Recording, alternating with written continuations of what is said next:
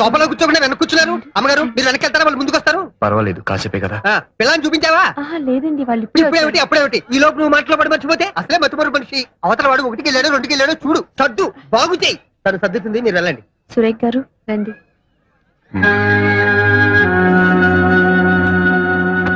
బయట అంతా పిచ్చ పిచ్చగా చెప్పుకుంటున్నారేమిటి? మీకు మీ అన్నగారికి ఏవో గొడవలు ఉన్నాయని, ఆయన మీరు బయటికి పంపించేశారని. ఇందులో ఎంత రేజు ఉంది?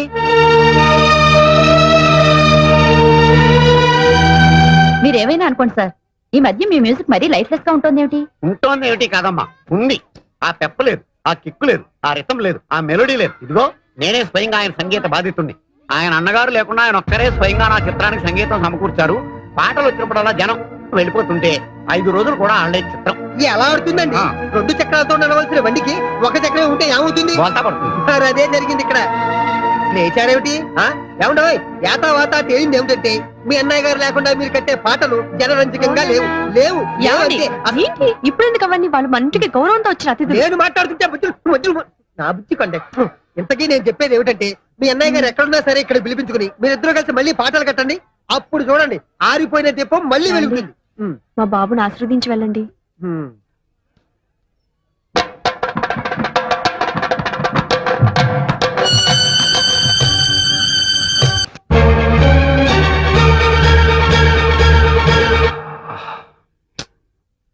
సారీ.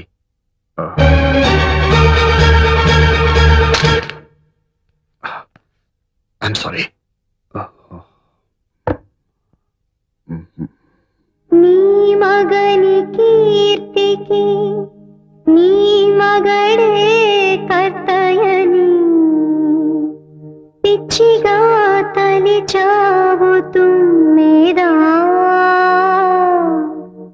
ఎంత పిచ్చిగా తలిచావు తుమ్మెదా.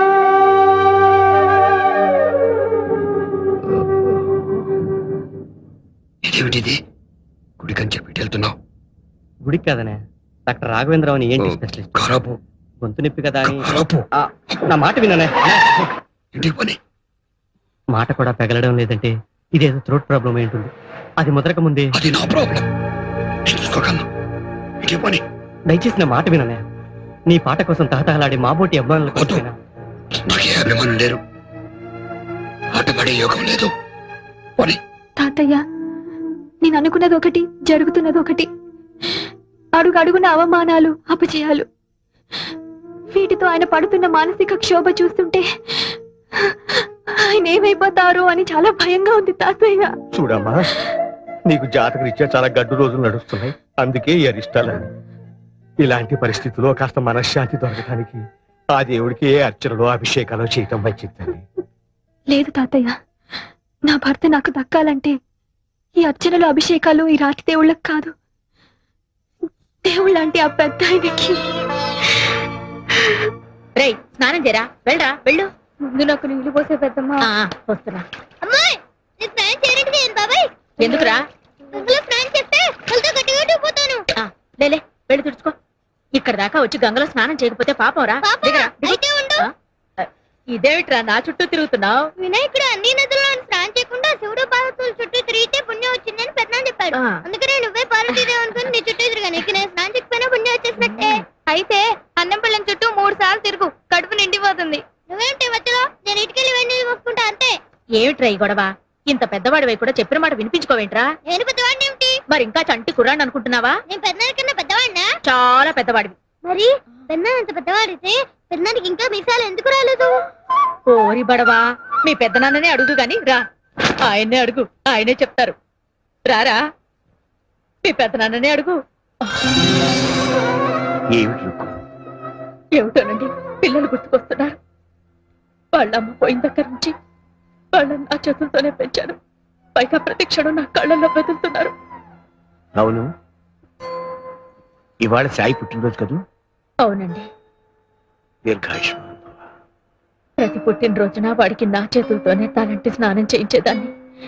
ఇవాళ వాళ్ళ అమ్మని ఏం బాధపడుతున్నాడో ఏమిటో. నా మాట విన్నా నాన్న. సాయి పిన్ని, నాన్న ఎందుకో ఉన్నట్టు పడిపోయారు పిన్ని.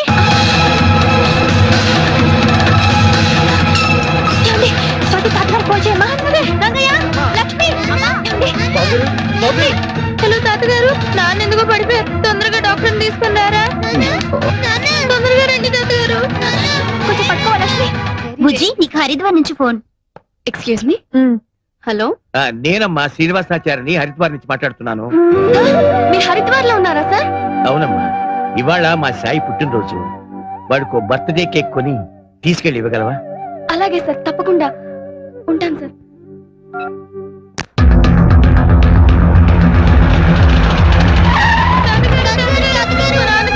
డాక్టర్ తీసుకొచ్చాడు. ఏమైందమ్మా? అమ్మా ఎలా ఉంది డాక్టర్? ఆయన ఒళ్ళు కాలిపోతుంది, మాట కూడా మాట్లాడడం లేదు. డాక్టర్ చూడండి డాక్టర్.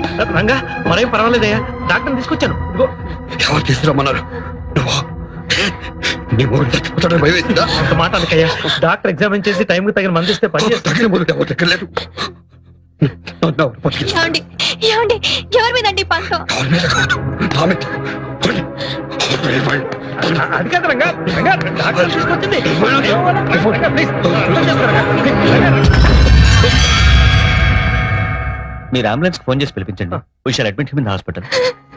ఏమండి ఏమండి, ఒక్కసారి తలుపు తీయండి, నా మాట వినండి. ఈ అరిష్టానికి అంతటికి కారణం నేను. మీ అన్నయ్య వదిన వెళ్ళిపోయింది మీరన్న మాటలు కాదండి, నా వల్లే వెళ్ళిపోయారు. ఆ నిజమేంటో చెప్తాను, తలుపు తీయండి.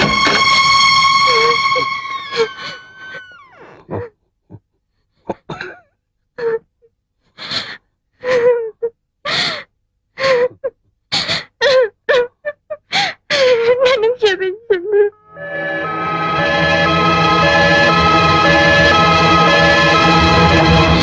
అవునండి, నేను చేసిన పాపానికి నన్ను శిక్షించండి, చెప్పండి.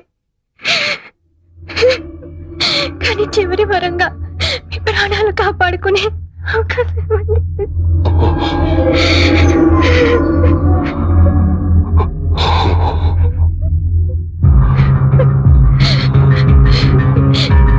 ఏమండి? ఊరుకోరా తమ్ముడు, ఊరుకో, నాన్నకేమీ కాదు.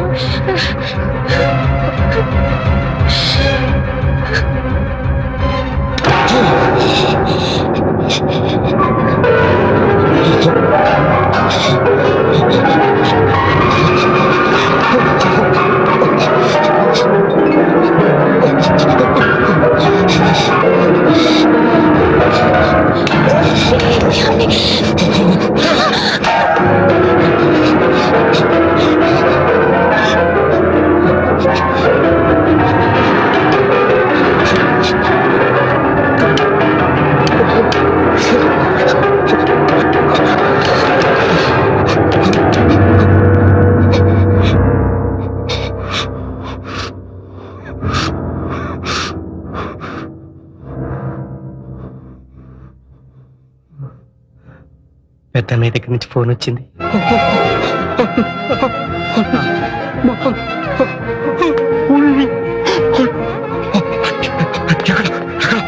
హరిద్వార్ లో ఉన్నారు. పిలిపించరా? అంతరం వెళ్దాం.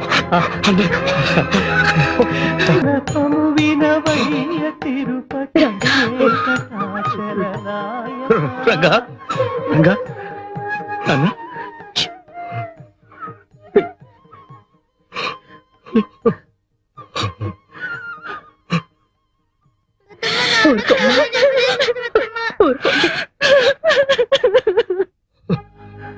రంగా ఏమిట్రా ఇది? ఏమిటి అవతారం? తప్పకే శిక్ష అనుభవిస్తున్నాను. ఏమిట్రా నువ్వు చేసిన తప్పు? ఎప్పుడు మాటలు విని నీతో మాట్లాడాను. నీలాంటి దేవుడిని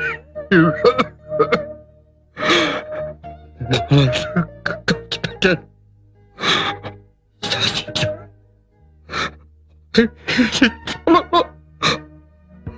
పిచ్చివాడా, ఇది నీ తప్పు కాదురా. నువ్వు స్వతంత్రంగా బతికే అవకాశం కల్పించాలని, నీ కృషి 10 మందికి ప్రత్యక్షంగా తెలిపి నువ్వెవరో నిరూపించాలని నేను సృష్టించుకున్న వలయం రాయిది. ఇందులో నువ్వు మమ్మల్ని శాసించను లేదు, మనసు కష్టపెట్టను లేదు. అసలు దీనికి అంతటికి కారణం పాపిష్టిదాన్ని నేనే అక్క. ఇన్నాళ్ళు చేసినది సంపాదించేది నా భర్త అనుకున్నాను.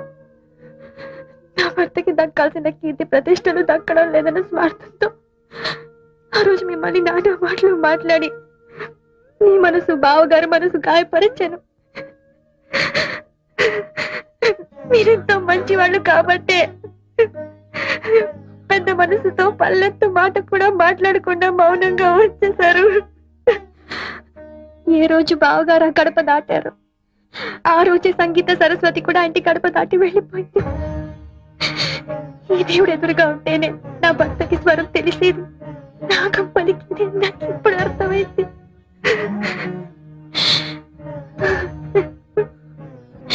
మహాలక్ష్మిలా ఉన్నానని నన్ను మీ ఇంటికి తెచ్చుకున్నందుకు మందరలా ప్రవర్తించి అన్నదమ్ములు వచ్చి చిచ్చు పెట్టాను. దేవుడు లాంటి బావగారిని నా భర్తని విడదీసినందుకే ఆ భగవంతుడు నాకు శిక్ష విధించాడు. అక్క, నేను కోరుకున్నది ఇది కాదక్క. నాకు కావాల్సింది నా భర్త సుఖంగా ఉండడం. ఆయన మామూలు మనిషి కావాలంటే ఆయన మీరే కాపాడాలక్క. నీ భర్తని శ్రీరామచంద్రుడి దగ్గరికి తీసుకొచ్చావు, ఆయనే చూసుకుంటారమ్మా. వాడి గొంతు ఇలా అయిపోవటానికి కారణం ఏమిటి? ఈ మధ్యన ఏమైనా జబ్బు చేసిందా? అదే జబ్బు కాదండి, మనోవేత్త రేగిన మంటలతో గొంతు మోగపోయింది. మరి డాక్టర్లకు చూపించలేదా? ఎవరికి చూపించుకోనని మొండికేశాడు. ఏ ఎందుకని?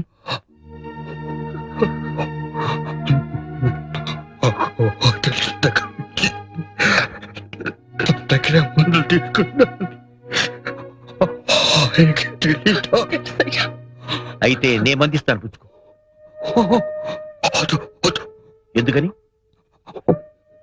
మందు తీసుకుంటాను కానీ తిరిగి ప్రతిఫలంగా వాడి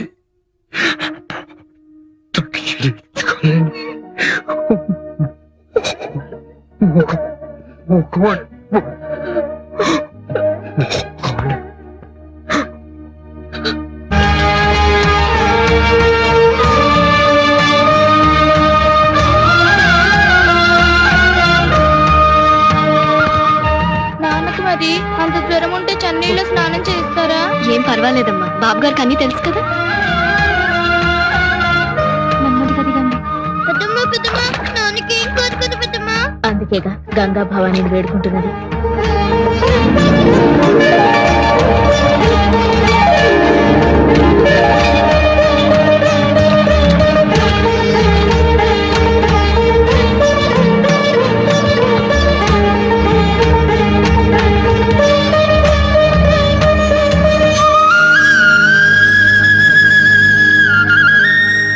తీసుకోండి. ఇదిగోనే. కట్టుకురామ్మా. పెదనాన్న,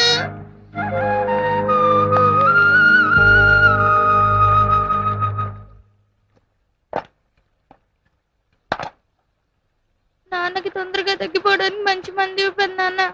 అలాగేనమ్మా.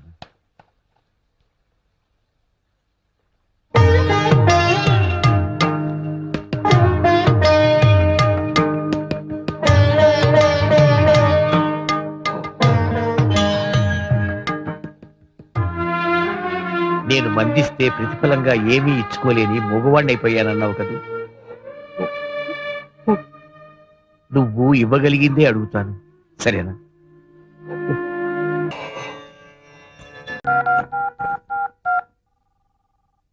Hello hello. అమ్మా, నాన్న లేరా? ఏ నాకు చెప్పకూడదా? చెప్పు. నాకు 10,000 అప్పుగా కావాలి. మీ ఆయన 2 చేతులా సంపాదిస్తున్నాడు. ఆఫ్టర్ ఆల్ 10,000 కూడా నీకంటూ లేవనమాట. ఆహా, ఎంత వైభవంగా ఉందే నీ కాపురం. మేడం, రంగా గారు ఉన్నారా? అన్నయ్య, ఇది శివరంజన్ రాగంలో. వద్దురా, అమృత వర్షం అయితేనే బాగుంటుంది. తాళం నమస్కారం సార్. తీసుకురా. సారీ, మిమ్మల్ని డిస్టర్బ్ చేస్తున్నట్టున్నాను. పర్వాలేదు, చెప్పండి. మీరు చేసిన పాట అది నీదని ఇది నాదని రాష్ట్ర ప్రభుత్వం నందేవాడ గెలుచుకుంటోంది. ఆ మాట వినగానే మీకు నమస్కారం పెట్టుకుందామని. అన్నయ్య ఉన్నారుగా. నమస్కారం సార్. పెద్ద ఫంక్షన్ చేసుకోబోయే ముందు మా ఆనందాన్ని మీతో పంచుకుందామని చిన్న సత్కారం. ఏమండి, ఆ అవార్డు వచ్చిన పాట బావగారు ఊళ్ళో లేనప్పుడు మీరు చేసిందే కదా. ఆయన దండ మీకు కూడా వేసి గౌరవిస్తే బాగుండేది కదండి. శ్రీరామచంద్రుడు లాంటి అన్నయ్య చేత తమ్ముడు అని పిలిపించుకోవడమే నాకు దక్కే గొప్ప గౌరవం.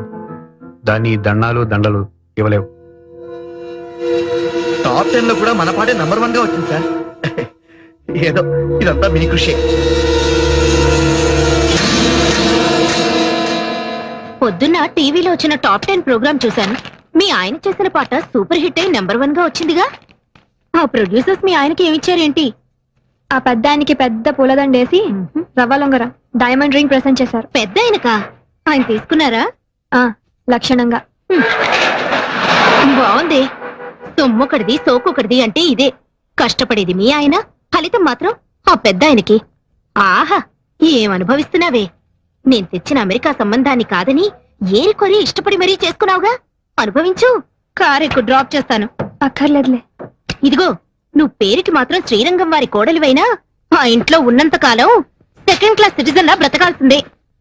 ఆ ఇంట్లో ఉన్నంత కాలం సెకండ్ క్లాస్ సిటిజన్ లా బ్రతకాల్సిందే. ఏమో, చూస్తుంటే అలాగే అనిపిస్తుంది.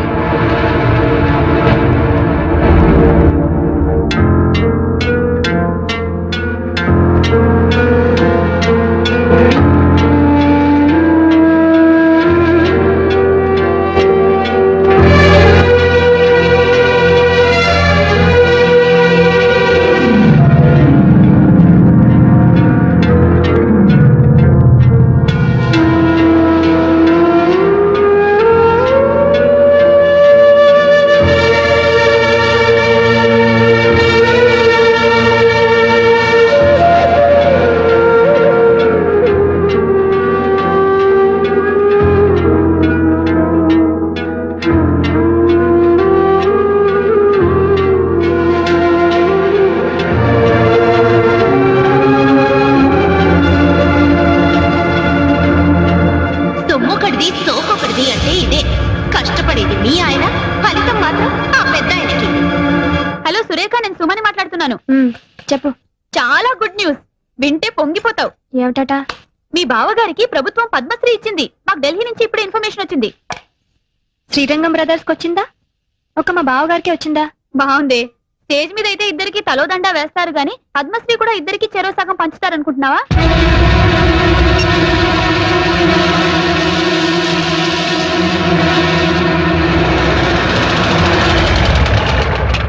సురేఖ, టీవీలో ఫ్లాష్ న్యూస్ వస్తుంది. వీరికి పద్మశ్రీ వచ్చిందని. అది చూడగానే ఇల్లంతా కోలాహలంగా ఉంటుందనుకున్నాను. ఇంత నిశ్శబ్దంగా ఉందేంటి? ఇంట్లో ఎవరు లేరా? బావగారు అక్క లోపలున్నారు. ఈయన గారేమో ఎగ్జామినర్ గా తిరుపతి వెళ్లారు. నువ్వు మూటా ముల్లే సర్దుకొని ఏ కాశీకో వెళ్ళకపోయావా? చూడు, ఆనాడు చెప్పాను, ఇప్పుడు చెప్తున్నాను. నువ్వు మీ ఆయన ఇంట్లో బానిసలేనే. ఆయనేమో అన్ని తనిచేసి ఆయనకొచ్చే సన్మానాలు బిరుదులు అన్నగారికి త్యాగం చేయడం. నువ్వేమో ముష్టి 10,000 కావాలంటే వాళ్ళని వీళ్ళని దేబిరించడం. ఇదిగో, ఇప్పటికైనా కళ్ళు తెరుచుకొని వాళ్ళ అసలు రూపం ఏంటో తెలుసుకో. ఈ రొంపిలోంచి బయటపడి మీ ఆయన విలువేంటో నిరూపించుకో.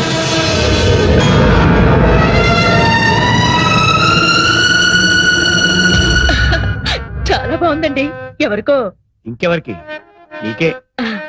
రేపు మీ ఆయన పద్మశ్రీ బిరుదు తీసుకుంటున్నప్పుడు ఈ ఆభరణాలన్నీ ధరించి ఆ దృశ్యాన్ని తెలకెత్తుగా. నాకెందుకండి ఈ పై మెరుగులు? మేరువు లాంటి నా భర్త పక్కనుండగా ఇది చెల్లెలికి ఇస్తానండి. ఢిల్లీ ప్రయాణానికని కొత్త పట్టు చీర కొన్నాను తనకి. ఈ చీర మీదకి ఈ సెట్ చాలా బాగుంటుంది. ఏమంటారు? అలాగే.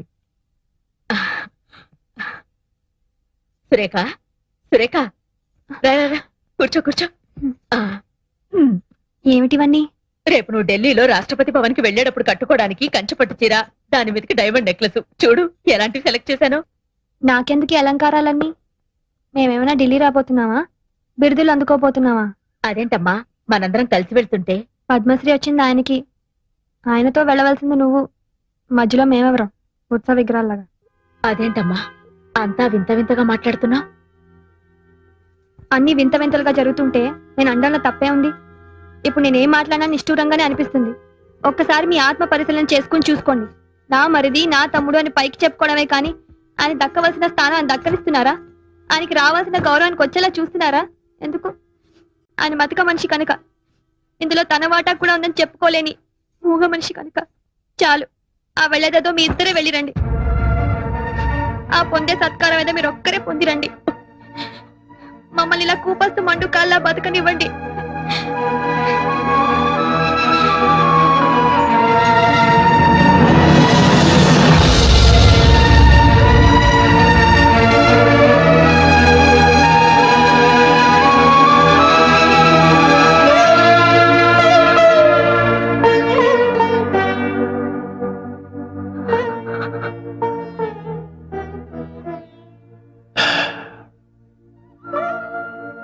రామాయణంలో వాల్మీకి రాముడు సీత విడిపోయే ఘట్టాన్ని సృష్టించాడే గాని రాముడు లక్ష్మణుడు విడిపోయే ఘట్టం ఎందుకు సృష్టించలేదు? శ్రీమన్మనోహర సురాగిణి దివ్యమూర్తే గంధర్వ భగవంతుడా, ఎందుకు ఈ బంధాలు కల్పించావు?